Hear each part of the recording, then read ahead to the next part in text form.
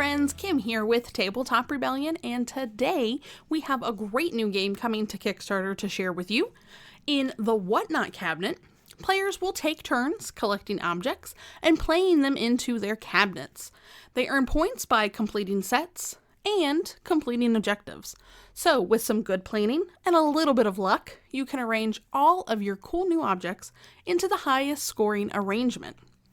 Now, I want to first give you a quick overview of the components. These are great quality. That is something you can always count on from Pencil First. Each player gets their own cabinet in their chosen color with matching pawns. Now, if you notice, each color pawn has a different shape. And when I show you the tiles, you'll also notice that each tile has a different colored ribbon and it has its own distinct shape. So if you have trouble seeing colors or you have a friend that does, you'll be able to refer to the shapes instead. Now, the player pawns will be placed on the journey board. That is how turn order will be determined each round. If you play with 3 or more players, each player gets 1 pawn, and the game is played over 6 rounds. Now, the setup is a little bit different for 2 players, but it scales really, really well. The journey board shows the 5 different actions a player can take during their turn. Now we'll get to those in a little more detail later on. There are also curiosity and wonder cards. So the curiosity cards provide additional objectives and extra points to earn in the game. Now the wonder cards provide additional points for every wonder that you manage to get in your curio cabinet that has the same icon on it. And you'll see that the icon on the wonder cards will match the icons that are on some of the tiles. To set up the game, you place the journey board in the center of the table, draw 4 curio tiles randomly from the tile bag, and place them face up. This will be referred to as the outdoors, and you'll hear us reference that later on in the gameplay. Next, you shuffle the curiosity cards and place 5 of them here above the journey board. There are additional objectives that will earn players points once completed. Now, the first player to complete the objectives takes the card and then scores it with their in-game scoring. Once one of the curiosity cards is taken, it can't be completed by another player. So it's a little bit of a race to get to those. And lastly, you shuffle the wonder cards and you choose one of those for the game. Now let's talk about the gameplay. So how turn order is determined each round is very, very clever. After the first round, it's based on which action the player chooses. So players will take turns choosing actions on the journey board and acquiring tiles to place in their Whatnot cabinet.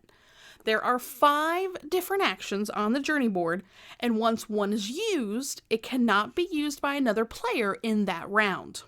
So space 1 allows the player to draw 3 tiles from the tile bag.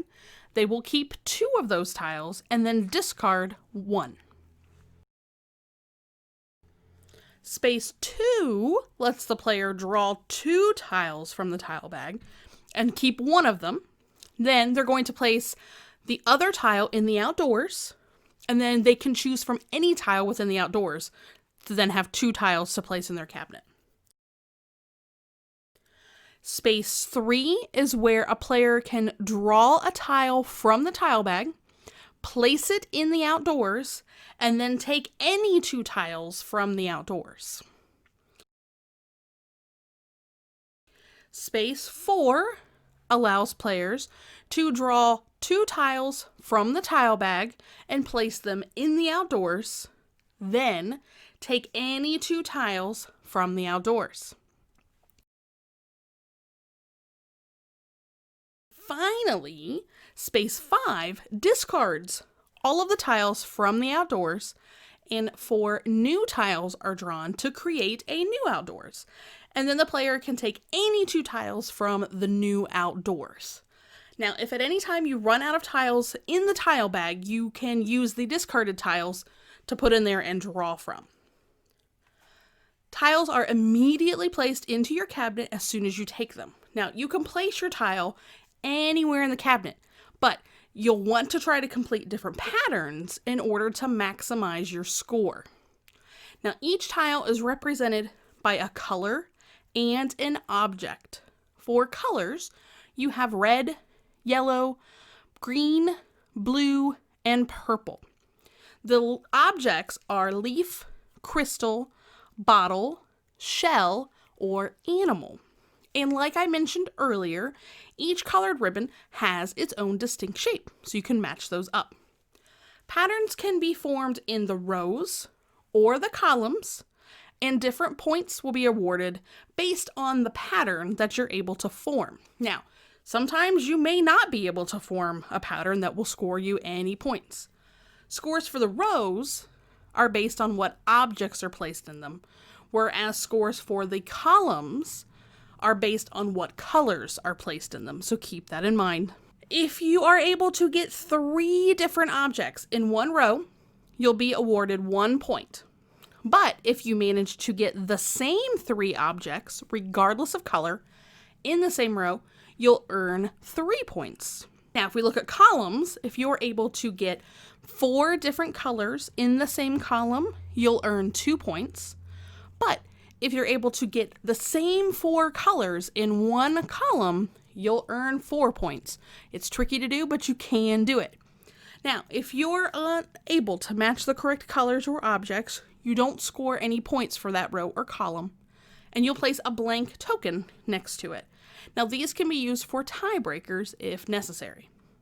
So now let me share with you what we love about this game.